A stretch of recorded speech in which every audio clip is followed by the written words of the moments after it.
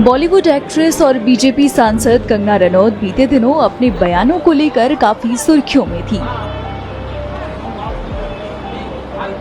उन्होंने कई ऐसे बयान दे दिए थे जिसके चलते बीजेपी को भी उनसे किनारा करना पड़ा था। वहीं उनके उन्हीं बयानों को लेकर उन पर एमपी एमएलए कोर्ट में केस चल रहा है। इस मामले पर कोर्ट में 28 नवंबर को सुनवाई हुई। सुनवाई को लेकर राजीव गांधी बार एसोसिएशन के अध्यक्ष ने जानकारी दी है। कंगना रनौत को पिछली तिथि पर कोर्ट ने एक नोटिस जारी किया था। उनके दो पते हैं, एक तो दिल्ली में उनको निवास जो मिला है 14 जनपद, और एक कुल्लू मनाली में कत्ता रोड पे है। तो दोनों जगह पर कोर्ट ने नोटिस भेजे और नोटिस में ये लिखा था, आप कोर्ट में स्वयं उपस्थित होकर या अपने अधिवक्ता के माध्यम से अपना पक्ष रखें, ये प्रस्तुत करें कि आप इस बात को सुनवाई कराना चाहती हैं या अपना पक्ष रखना चाहती हैं। और अगर आप आज की तिथि पर हाजिर नहीं होती हैं तो ये मान लिया जाएगा कि आपको कोई उसमें कुछ कहना नहीं है और कोर्ट अग्रिम आदेश करेगा। तो चूँकि कोर्ट ने भेजे 19 नवंबर को कंगना को दिल्ली वाले पते पर रिसीव हो चुका है। 22 नवंबर को कंगना को कुल्लू मनाली वाले पते पर नोटिस कोर्ट का रिसीव हो चुका है। कोर्ट ने आज नोटिस को पर्याप्त मान लिया है तामीलात, और हम सब लोगों के, भैया जी के, रामदत्त दिवाकर जी के, फौदा साहब के, रायन गुप्ता जी के और करदम जी के बहस सुनी। उन्होंने बहस सुनने के बाद आदेश के लिए 12 दिसंबर की तिथि नियत कर दी है। 12 दिसंबर को आदेश होगा। कंगना के जो बयान उन्हें कोर्ट लेकर आए हैं उस संबंध में भी वकील ने जानकारी दी, सुनिए।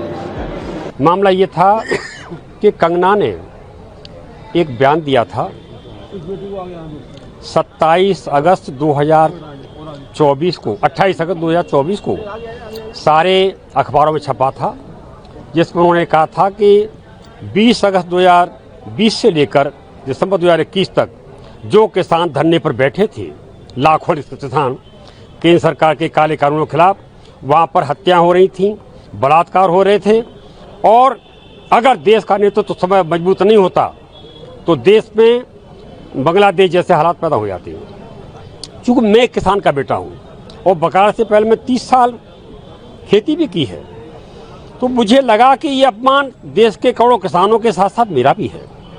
क्योंकि किसानों को उन्होंने हत्यारा, बलात्कारी और अलगाववादी बता दिया, अलगाववादी बता करके अपमान किया। एक ट्वीट किया था इन्होंने 17 नवंबर 2021 को, छपा था सारे पेपरों में, वो मैं दाखिल किए कोर्ट में।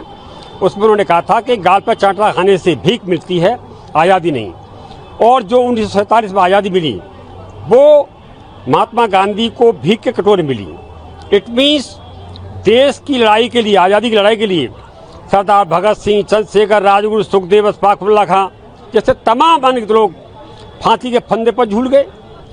पंडित जवाहरलाल नेहरू, महात्मा गांधी, सुभाष चंद्र बोस, चौधरी चरण सिंह, मौलाना अबुल कलाम आज़ाद, सरदार पटेल जैसे हजारों लाखों स्वतंत्रता सेनानियों ने जेलें काटी, सालों तक 14 साल तक जेलों में रहे। उन शहीदों का अपमान किया गया। और उन्होंने अभी कुछ दिन पहले एक बयान दिया था कि राष्ट्र के पिता नहीं होते, लाल होते। वो बार बार महात्मा गांधी का अपमान कर रही हैं। क्योंकि हम लोग देश के नागरिक हैं, जिम्मेदार नागरिक होने के नाते बुद्धिजीवी समाज से भी आते हैं। ये हमारा दायित्व है कि हम ऐसे तत्वों के खिलाफ आवाज़ उठाएं और देश की एकता, अखंडता, देश के सम्मान, किसानों के सम्मान, राष्ट्रपिता महात्मा गांधी के सम्मान को अक्षुण्ण बनाए रखने के लिए हम कोई भी कुर्बानी देने को तैयार हैं। कोर्ट के सामने हमने अपना पक्ष रख दिया है, सारे सबूत पेश कर दिए हैं, हमने गवाहों के बयान हो चुके हैं, हमारे अधिवक्ताओं ने बहस की है। तो कोर्ट सहमत है और निश्चित तौर से कंगना को तलब करने का आदेश होंगे। अगर नहीं आती तो उनके खिलाफ कार्रवाई होगी। 12 दिसंबर 2024 की तिथि नियत की है कोर्ट ने। उम्मीद यही है कि जो हमारी फिल्म संविधान को लेकर एक फिल्म बनाई है।